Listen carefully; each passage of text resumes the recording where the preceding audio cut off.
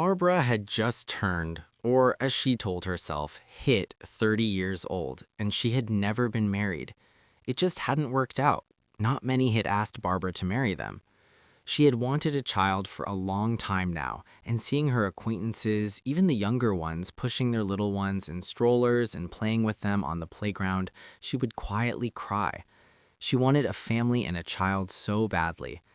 Now she was in a relationship, almost 2 years already, with Michael, who was her age, 2 years older, unmarried and never had been.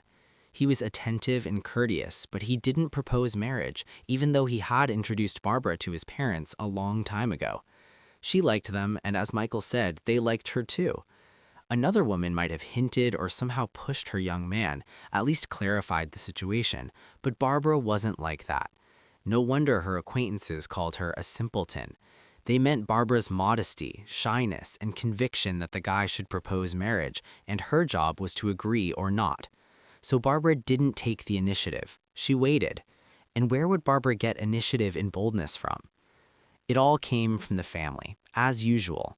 Well, there was a family, but it was different. All the women in it were dependent on the man's word. That's how her grandmother lived, obeying her grandfather while he was alive, then obeying her son, Barbara's father, and her mother obeyed too. When Barbara grew up, she realized that her mother was affectionate and loved her, Barbara, and her grandmother loved Barbara too, but only when Dad was home did they try not to show it. They knew Dad wouldn't like it. He'd say they were spoiling Barbara. So Barbara obeyed her father in everything and got used to it. The only time she went against her father's will was when she decided to move to the city. Her father then just asked if Barbara had firmly decided to leave. Hearing that she would, he said, "Then forget the way back here. I don't need a daughter like that. Leave in what you're wearing." And he went out, slamming the door. A minute later, he came back and threatened her grandmother and mother. "Don't even think about giving her money. I won't forgive it." Oh, how her mother and grandmother cried then, quietly so her father wouldn't notice. And then, secretly so her father wouldn't see, they managed to slip some money into the sleeve of her blouse. And Barbara still doesn't know where they got that money, how they saved it up, because her father managed the money too. But the hardest part wasn't that Barbara arrived in the city with nothing and knowing no one. It was that her relatives didn't answer even one of her letters home. Barbara guessed why. Her father didn't allow it. But in the city, Barbara got lucky. She got a job as an apprentice at a sewing factory. There was only one vacancy, and it went to Barbara, who had wandered in by chance. She got lucky with housing, too. There were no spots left in the factory dormitory, but the HR inspector gave her the address of a former worker who was looking for tenants, and Barbara went there and stayed. Everything suited her, the price the landlady asked and the conveniences in the apartment that weren't in Barbara's village house. On the very first evening, the landlady asked Barbara who she was and where she was from. Learning how she had lived at home and how they had seen her off to the city, she said, "So girl, it turns out you're an orphan with living parents. But never mind, you have arms and legs. I see you have a head on your shoulders too. You'll make it." If Barbara had met a good person right away who would have taken her under his wing, maybe everything would have been different. But the few young men who dated Barbara didn't propose and left her. Barbara didn't allow them anything extra. She seems to submit in everything, but it never went to the last line. And Barbara understood that this was the city. Things were freer here. No one would judge much, but she couldn't break her own rule. Barbara broke that rule when she met Michael, probably because she fell in love with him right away. She thought to herself, how could such a handsome, respectful city guy notice her? He courted her beautifully, and she dreamed and waited for when Michael would propose. He told her that he had never had such a decent girl whom he trusted. So Barbara waited while Michael decided to marry her, but she didn't forget how old she was. And then chance intervened. Barbara got pregnant. She told Michael. He took the news without enthusiasm, more like he was displeased. And in despair, Barbara told his parents, and they immediately took her side. Their arguments, though not new, sounded insistent this time. They reminded him about age and that waiting until 40 and then becoming a parent wasn't the best option. He wouldn't have youthful zest anymore, and he might be mistaken for a grandfather. Especially, the parents emphasized that they knew Barbara and she wasn't some empty-headed girl. She treated Michael with love and care. He had never been hungry once, never walked in dirty clothes, met with friends, so what or whom was he waiting for? In short, they persuaded, convinced, threatened a little, and Michael took Barbara to the registry office before their daughter was born. Until their daughter's birth, Michael held up, and Barbara was sure they had a good family. They spent a lot of time together and always found something to do in the evenings. Then, Barbara could say she watched a lot of movies for the first time. There was none of that at home. If her father didn't turn on the TV, no one tried. There were no books at home either, but Barbara managed to read. She borrowed books from classmates, some of whom had home libraries, and others even read books aloud. So with Michael, Barbara learned that time could be spent that way, and she liked it. That's why she hurried to do everything around the house, come up with a tasty dinner, and then watch a movie or read together with Michael. She couldn't get enough of how they were together every evening. Barbara saw how worried Michael was when they took her to the maternity hospital. She tried to hold back. It was awkward for her to hear that she was one of the oldest pregnant women in the ward, as the doctor said. First birth for Barbara, and she was already in her 4th decade. But the same doctor comforted her that everything was going well. And indeed, everything went fine. She gave birth to a healthy girl. Michael met Barbara and the baby from the maternity hospital with flowers, and at home there was already a crib and a stroller, a stock of diapers, and everything seemed so beautiful to Barbara. For 3 days, Michael didn't leave the house. He stayed with Barbara and their daughter Valerie. Barbara didn't ask why he wasn't at work, and then he complained that there had been layoffs at the firm and he got caught in them. Now he was looking for a new job. Even when they were just dating, Michael said he was unlucky with work. He had worked at 3 companies, but something always happened. Either the boss went bankrupt and Michael was fired without pay, or they sent him on business trips to sites where there was nowhere to spend the night. And now, layoffs. It happens, Barbara thought then, so he would help her with Valerie. But he just couldn't get into Barbara's daily routine. There hadn't been a single night where she slept 4 hours. Either Valerie would cry and Barbara would jump up right away, or she'd check why her daughter was quiet for so long. Washing every day by hand, there was no washing machine, and there wasn't always money for diapers. But Michael didn't help her. He woke up late, immediately demanded breakfast, then left to look for work. About 2 months later, he seemed to find one, but it didn't work out. He said the conditions were terrible, requirements through the roof, and the salary laughable. And again, Michael was searching. The money that was for Valerie didn't last long. There was always something needed. Barbara managed as best she could, and then decided she needed to find part-time work. In the neighboring building lived a good acquaintance of Barbara's. She worked as a night nanny at a children's hospital. She got in with difficulty, so she agreed to night shifts, waiting to be put on a regular schedule. Nadia agreed to watch Valerie when Barbara would wash dishes in a cafe for half a day. And Barbara quickly found that job for half a day. She went as a dishwasher to a cafe that was very close. That's why, since Barbara's work was nearby, she managed to run to Nadia during breaks and feed her daughter, but very quickly.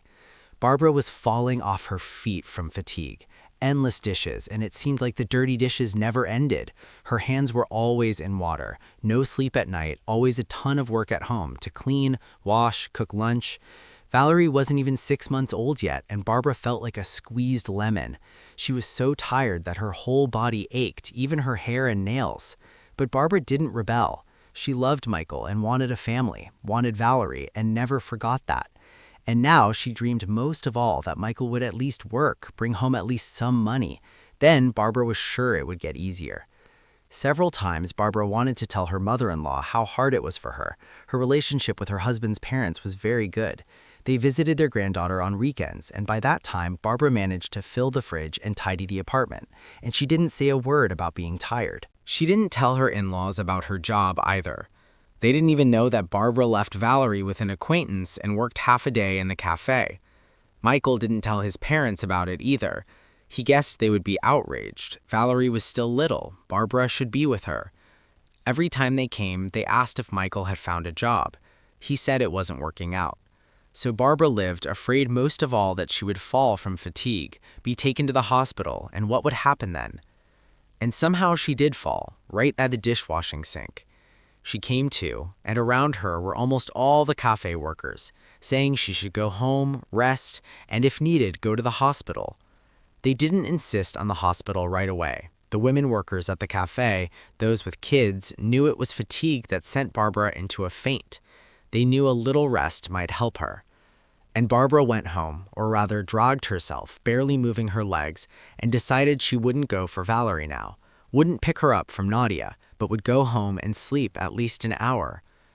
And here's Barbara climbing to her floor, and it seems like she's climbing a mountain, and the top is still so far.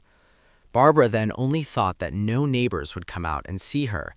She would have crawled on all fours to get to the apartment faster, but she was ashamed. She made it. Now she could lie down, even for a bit. But opening the door, Barbara heard the TV working and male chatter mixed with swearing. And when she opened the door, she remembered her partner's favorite expression, picture perfect. At the table, on which was everything Barbara had prepared for 2 days, plus 2 empty and 1 full bottle of vodka, sat 4 men, with Michael at the head of the table. They were eating and drinking, relaxing. Barbara realized that Michael had turned this into a party pad, and he had done this not for the first time. And she turned around, thinking only not to fall, and left the apartment. Where Barbara got the strength from, but she made it to Nadia. With Valerie in her arms when the door opened, Barbara couldn't hold on and fell right in the hallway. She came to on the floor with a pillow under her head. Nearby, also on the floor, sat Nadia holding the sleeping Valerie. Seeing that Barbara opened her eyes, Nadia pleadingly whispered, "Come on, Barbara," quietly to the room on the couch, and Barbara managed to get to the couch. That's when the moment came when Barbara poured out everything that had built up inside her. And good that it was a whisper with tears, but Barbara finally spoke out. So Michael wasn't looking for work, just pretending. And when in the morning Barbara took Valerie to Nadia and went to wash endless dishes herself, Michael's buddies like him came over, and with vodka, well, it's clear that everything was swept from the fridge. Then in the evening, Michael would say again that he was hungry as a wolf while looking for work here and there, and ate everything. Barbara even sympathized with him for a long time. Only recently did she start asking where he was looking for work. Maybe he wanted to be taken as a boss right away. And Michael answered that he could be a boss, he'd handle it, but they don't take him. Barbara suspected that it was convenient for Michael.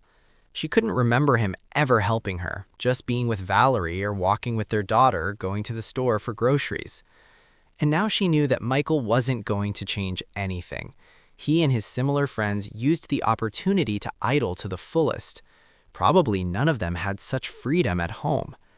Nadia asked Barbara if Michael's parents knew that he hadn't worked for so long and didn't help her at all. Barbara admitted that she hadn't told them, hid it, but was sure that her mother-in-law and father-in-law would hardly like that their son didn't care about her or his daughter at all.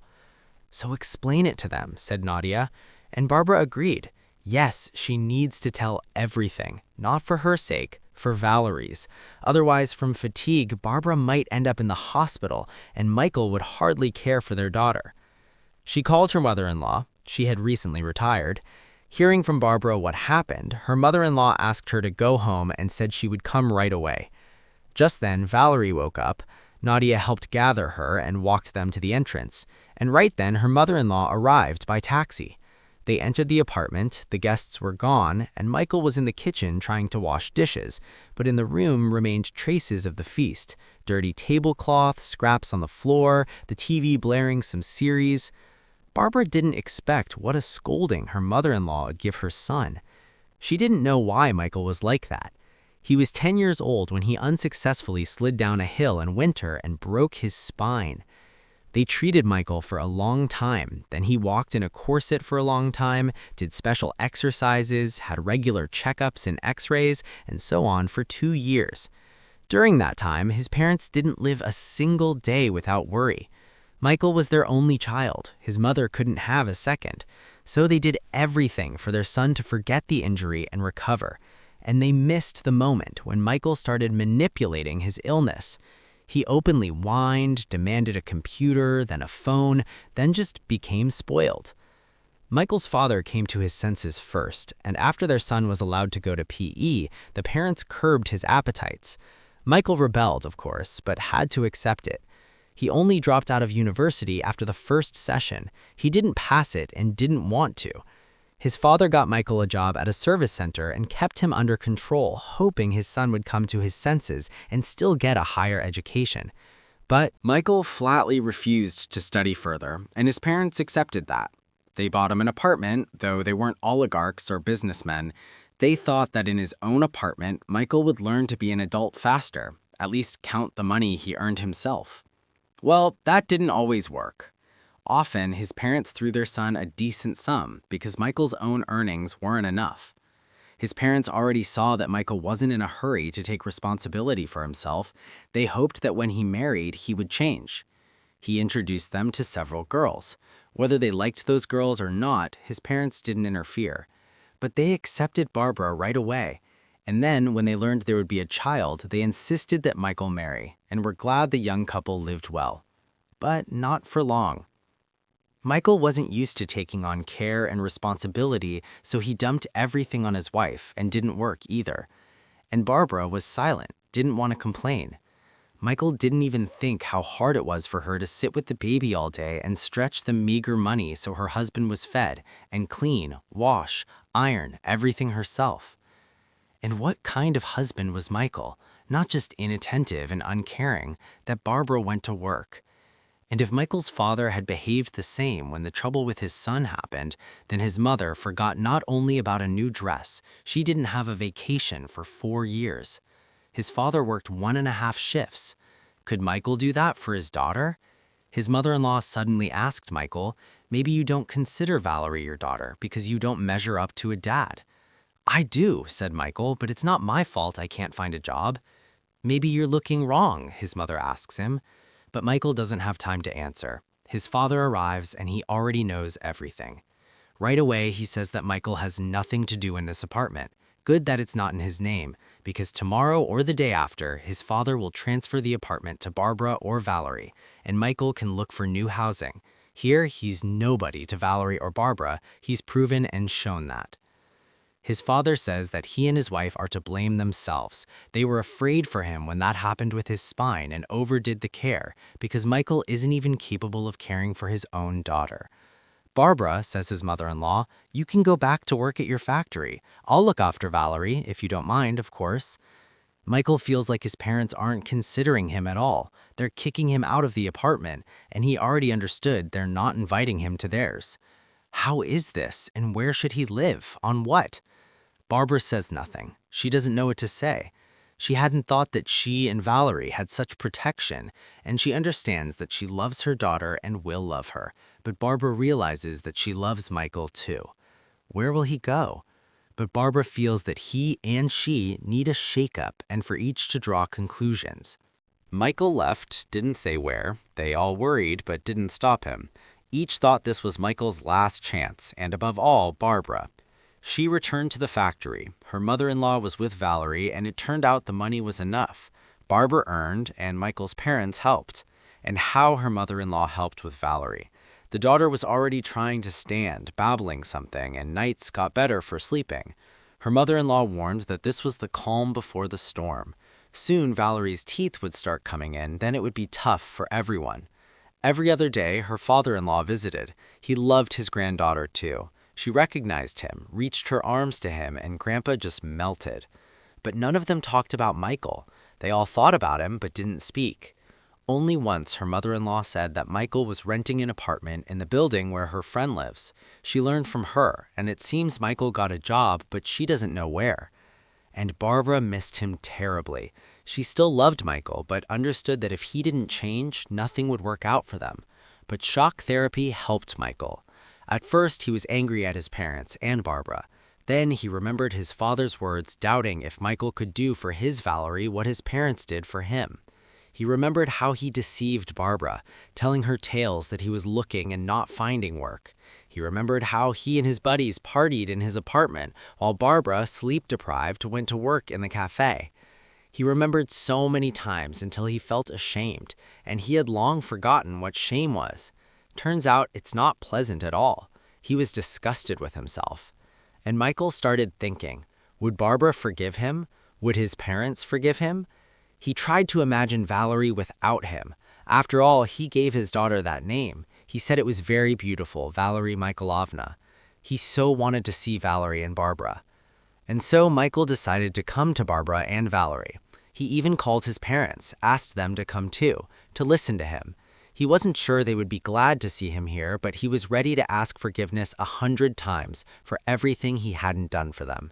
He considered that he was neither a husband nor a father. He didn't want to, didn't even try to grow into one. And he was a lousy son too. But Michael was ready to change everything. He understood he could be left without Barbara or Valerie, and very possibly his parents would never forgive him. Michael didn't want that at all. And when everyone gathered, Michael asked them to believe that the old Michael who only thought about himself was gone. All this time he thinks about them. And not just thinks. Michael is working and doesn't plan to quit. He wants to support the family, like his father. He understood it was long overdue. And let them give him a chance, because Michael knows not everyone has such parents and such a wife and daughter, Valerie Mikhailovna. Of course they would give him that chance. After all, they love him too, never stopped loving him. And all this time while Michael didn't live with them, they worried about him, but understood they needed to shake Michael up somehow, shake him while it wasn't too late. And they succeeded.